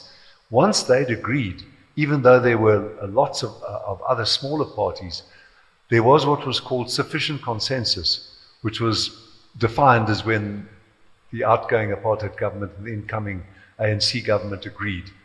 But there were voices heard, there's a better instance than constitution making is a decision of the Constitutional Court before I joined it that really quite astonished me. Section 59 says that Parliament, in adopting a statute, shall make appropriate provision for consultation with the public. It's a very vague provision, and the Constitutional Court, lo and behold, held that it was constitutionally enforceable, and that in that particular statute there'd been insufficient public consultation.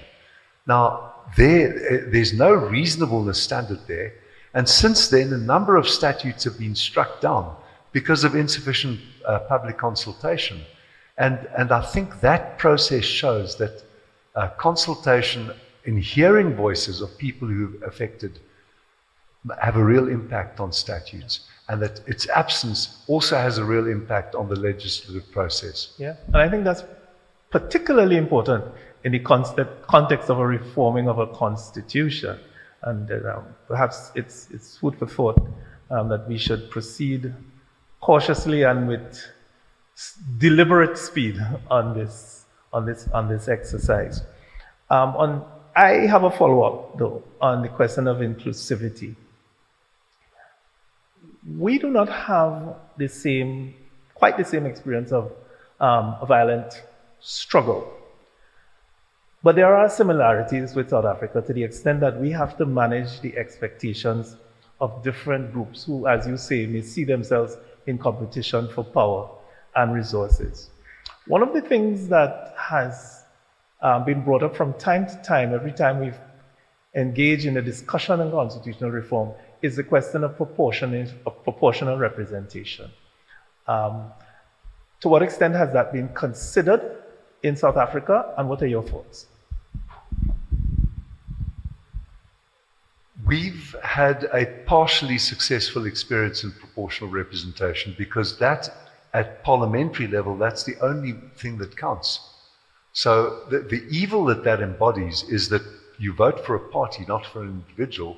And when you vote for a party, you are voting under the South African system for the party bosses to determine who's on the parliamentary lists, who's going to be included. They've got to submit their lists before the election. So they can't, after the election, pick and choose.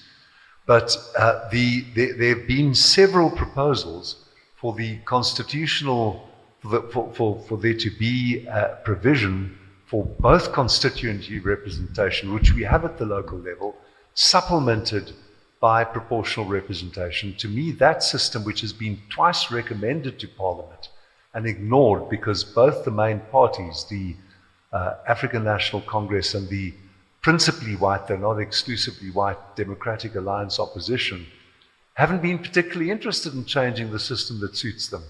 Yeah. So we gave a decision, a very controversial decision, another 5-4 decision, where Section 18 of our Constitution says that every citizen has the right to participate, to be represented in, and to participate in parliamentary elections. And 5 of us interpreted that to include the right for independent candidates to stand apart from the political parties.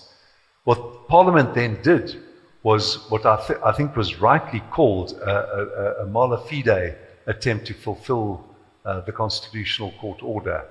And the result was that in the last election, where for the first time independent candidates could stand, none were elected because the hurdles to get a proportional representation seat, you needed about 40,000 votes, which was 1/4 of 1%, because there were 400 members of parliament. But to succeed in becoming an independent, you needed more than double that number of votes, which I don't think was a good faith fulfillment.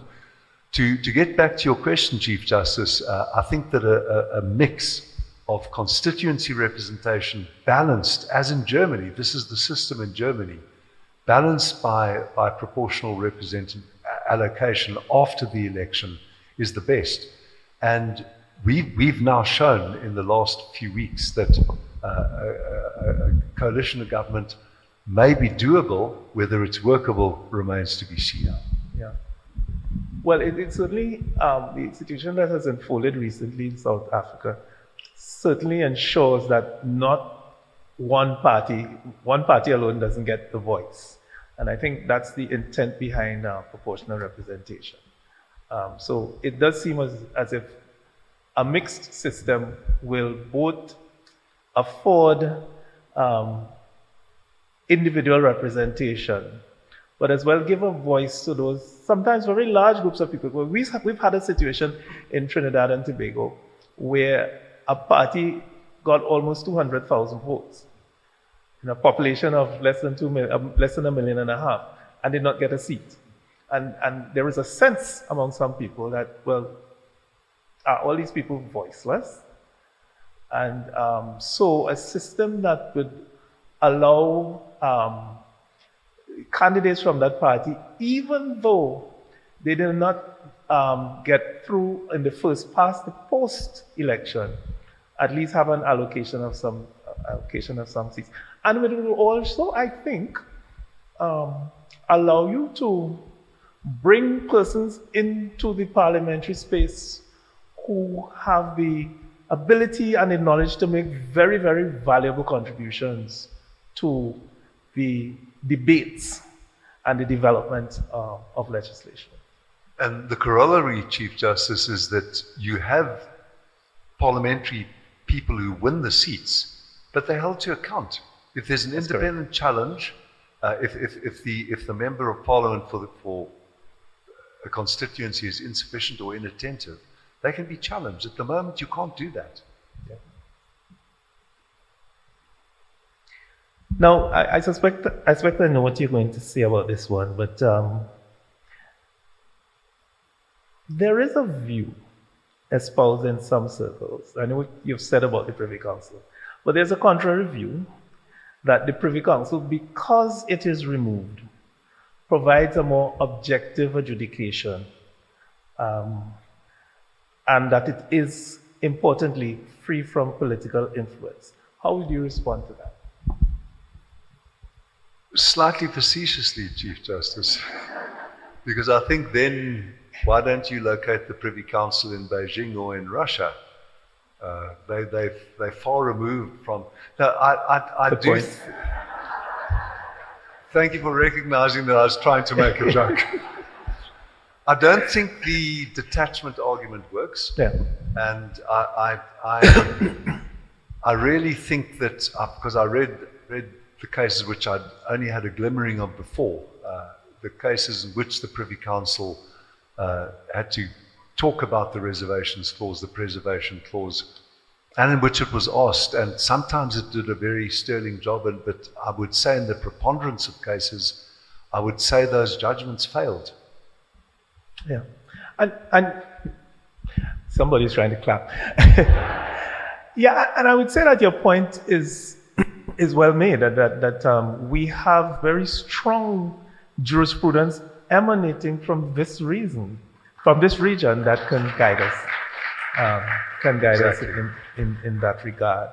I would personally put it down to a lack of self-belief, which is something that it's important for us to confront particularly at a time like this when we are engaged in the exercise of constitutional reform. And I think one has to look at the distinctive tradition of the Caribbean countries which actually got written constitutions. Written constitutions, as Professor Richard Drayton in his lecture shows, were hedged in with colonial cautions, but they were written constitutions, whereas the United Kingdom has never had a written constitution. It's had the Human Rights Act since 1998, which now some people are trying to reverse. So here you've had call for judges to interpret written constitutions, and I think that is the difference which the Privy Council has never fully absorbed, or the majority of judgments in the Privy Council. I have to be careful how stridently I express my views. I noticed that, Chief Justice.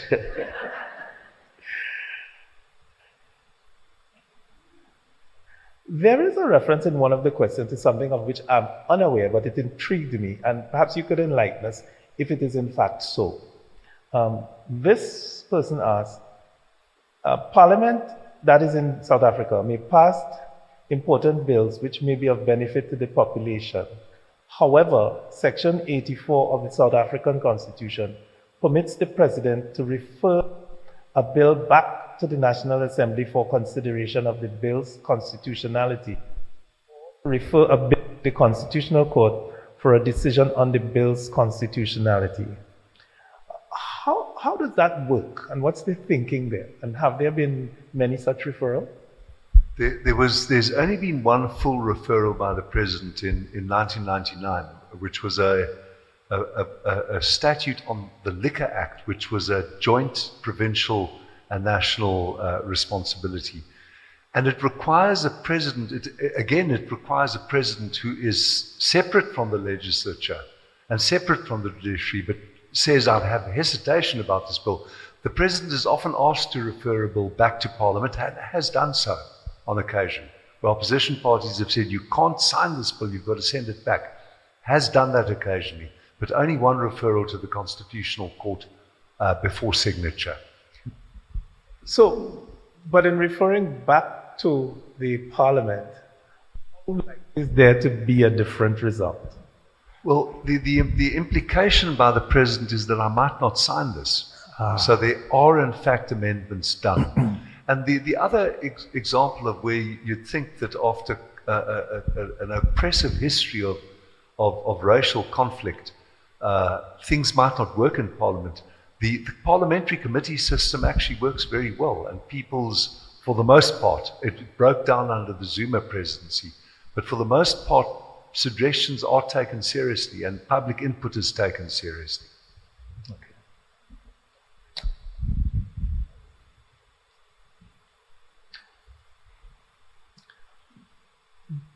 This may not be well, I'm not sure how I can articulate this, but you said that the adoption of human rights provisions may have helped to empower a rapacious elite. Could you expand on that a little bit? Because I can understand that simply ignoring them and entrenching existing inequities is very possible. But how could the passing of these provisions actually exacerbate the situation? It's a debate that goes back to Parliament, where lawyers who opposed apartheid and judges who were opposed to apartheid were accused of legitimating the apartheid system by being on the bench and by practicing as lawyers. Now, for me, and it's a slightly pat answer, when I represented fighters against apartheid in court who were on capital charges, they always wanted representation. There was only one case right at the end of apartheid in 1989 where 4 ANC guerrillas refused representation. But for the 30 years preceding that of the armed struggle, they also always wanted representation. And the corollary was that you always wanted a judge who would give more lenient decisions, if not more favorable decisions. So that's a continuing debate. So you participate by being a judge under this wonderful constitution that hasn't been adequately realized or enforced. You legitimate a system where injustices continue.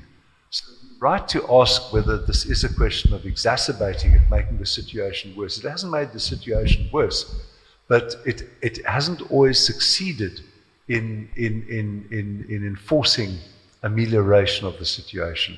And what part does the legal system and activist lawyers and progressive judges play in perpetuating a system where, according to some metrics, the worst Gini coefficient in the world continues to exist? And that, to me, is a serious question. Yeah. Well, I guess the lesson is that creative interpretation can be used for good or evil, and that is the heavy responsibility that we as jurists carry. Yes. I think you're putting your finger onto it. Right. And it's a responsibility that law students should remember from their first lecture, and it has led to law firms in South Africa and to the bar, as elsewhere in the world, in requiring pro bono work. But in order to make the legal system genuinely accessible and a genuine instrument for reducing marginalization and dispossession, but not yet enough. Okay, thank you. Well, I got a notation a few minutes ago that we were coming to the end of. Yes, okay, we have 5 more minutes. Do you have any closing observations about arising out of your experience of walking through the apartheid struggle, the transition to a democratic society, and the adoption of the Constitution by the Constitutional Court? Could you give us 3 or 4 things that you think we should look out for or be wary of or pay particular attention to as we take our constitutional reform exercise forward? I would just give 1 or 2. I would say that it is a real opportunity, which is quite a vacuous observation, but it's an important opportunity. Legislative drafting, and the more so constitutional drafting, really is an opportunity to, you don't want to perpetuate the society that you're making a constitution for. You want to offer it avenues to reform itself. And what are the injustices of the society? Racial, class-based, capital accumulation, income distribution, land. What are the injustices that you recognize, and how can you make a constitution that will enable those to be ameliorated at least, and even eradicated? Some evils we have eradicated in South Africa. And just to emphasize, Chief Justice, that it's a real opportunity with excitement. Get the law students involved. It sounds corny, but it's true that young lawyers, law students, legal societies, civil society organizations, the churches, trade unions can make an appreciable impact on this wondrous process of adopting a new constitution. Don't leave it to the lawyers, and don't leave it to the judges only. We agree completely on that. We agree completely on that. Judge, thank you so much. I want to express my appreciation on behalf of the judiciary, the JEITT in particular, but I am sure all of us who have had the benefit of sitting this evening and listening to your very lucid discourse. It has certainly given us a lot of food for thought. And I know even in my own reflections and when I go back to deliberate on any constitutional matters that come before me, some of these thoughts will certainly be circulating in my mind.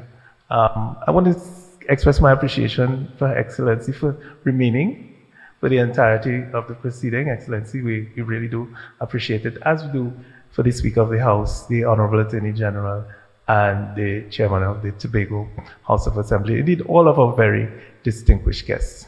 I want to remind us that even though we've had, in the interest of time, to bring the question and answer session to a close, we will continue to curate them, and we will, and Justice Cameron has agreed as far as possible to answer them in the best way that he can. So before I invite closing remarks, I just once more want to thank all of you for your patience. Thank you for remaining. And thank you again, Justice Cameron, for providing us with a wonderful evening. Thank you so much. For an honor.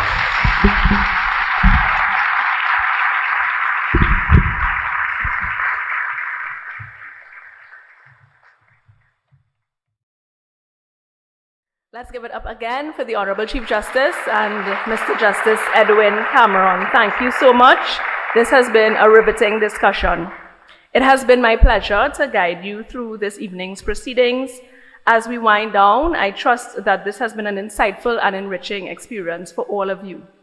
The discussions, presentations, and performances have undoubtedly added great value, and we have really explored some significant intellectual themes.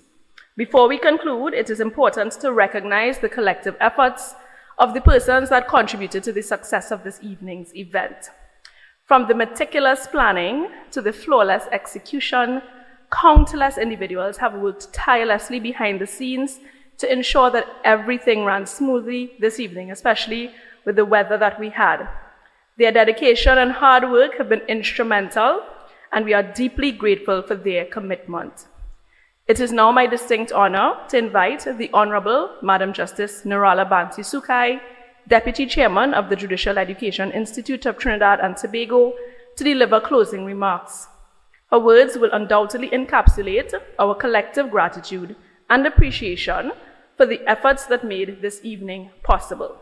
Please join me in warmly welcoming her to the stage. Thank you.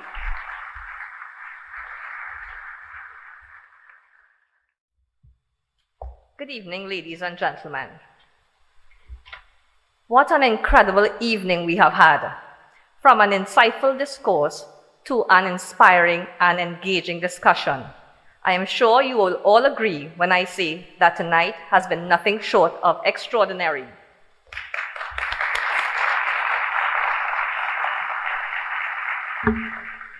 As Deputy Chair of the JITT, it is both my honor and pleasure to extend the deepest appreciation to everyone who contributed to the resounding success of this evening. Firstly, I extend appreciation to Her Excellency Christine Kangaloo, ORTT, President of the Republic of Trinidad and Tobago, Mr. Kerwin Garcia, Senior Counsel, and the Honorable Bridget Anisette George, Speaker of the House of Representatives, for sharing this memorable experience of the 10th Distinguished Jurist Lecture with us.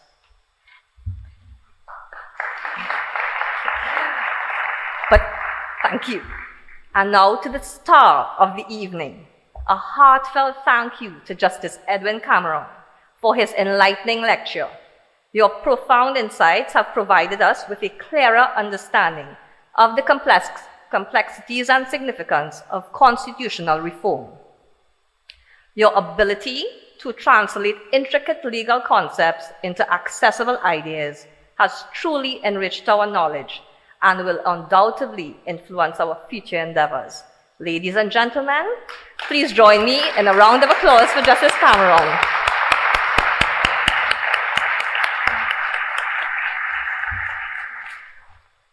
A special thank you to the Honorable the Chief Justice, Mr. Justice Ivor Archie, ORTT, for your exceptional moderation of the question and answer session. Your adept handling of the session, balancing insightful inquiries with thoughtful engagement, ensured that each perspective was thoroughly examined and appreciated. Your guidance and wisdom have greatly enhanced the quality of our discussions, allowing for a robust and nuanced dialogue.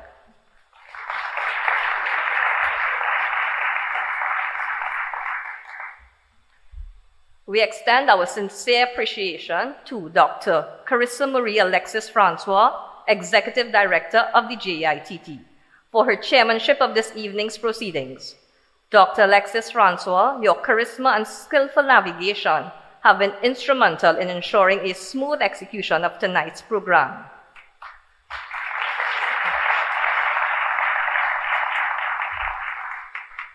I extend appreciation to Chief Ricardo Barrett Hernandez and the members of the Santa Rosa First Peoples community. Your presence not only acknowledges the cultural contributions of the indigenous people, but is also significant in light of the theme of the evening's proceedings. I wish to extend our deepest appreciation to Mr. Kai Alcantara for his talented rendition of the national anthem on the steel pan, and to our spoken word performers, Ms. Shakira Burton and Ms. Amaris Nori.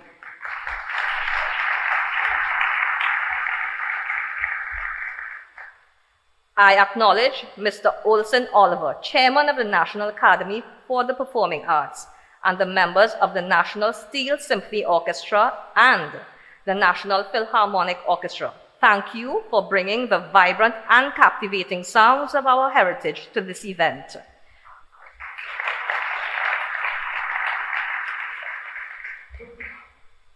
Ms. Avril Belfort, Government Archivist and team of the National Archives of Trinidad and Tobago, thank you for your enlightening exhibition entitled Road to Nationhood. To Ms. Anjali Rajnath, your generous donation of items from the late Tyrone Rajnath's lifetime collection is greatly appreciated. Special thanks to Arnim Ali and Arlim Framing Solutions. Your invaluable contributions have significantly enhanced the presentation and professionalism of our event. To DJ SCOB, your talent and dedication contributed to the vibrant atmosphere of our event. Your sound system and music elevated the evening, creating an enjoyable and memorable experience for all. To our esteemed audience, your active engagement added immense value, showcasing a shared commitment to advancing our understanding of constitutional law. To our volunteers, our stakeholders, our service providers, the technical team and ushers, your dedication and commitment have been instrumental in ensuring the seamless success of this event. To our chairman, the Honorable Justice of Appeal, Julian Lucky, your leadership and dedication continue to elevate the JITT, fostering an environment of intellectual growth and excellence. We are deeply grateful for your steadfast commitment and profound impact of your leadership. To the JITT board, your support played a crucial role in making this event a significant achievement.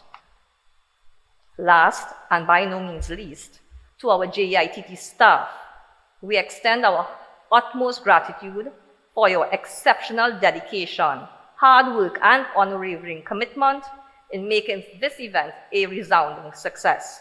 Your meticulous planning, attention to detail, and seamless coordination ensure that every aspect of the event ran smoothly and professionally. It has been a privilege to work alongside such a talented and dedicated team.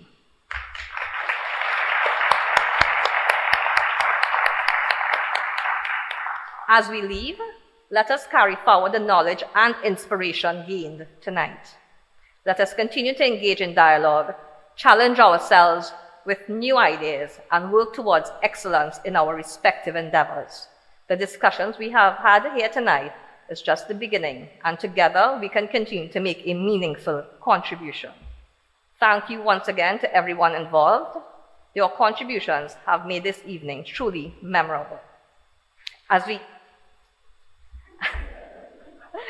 bear with me, 15 seconds, but this is worth your while. As we close this segment of this evening's program, I wish to extend an invitation to all members of the audience to join us on the first floor foyer of the Hall of Justice for the Distinguished Jurist Lecture cocktail reception. Our ushers will guide and assist you accordingly. I'll ask that we all stand to allow Her Excellency to depart the hall.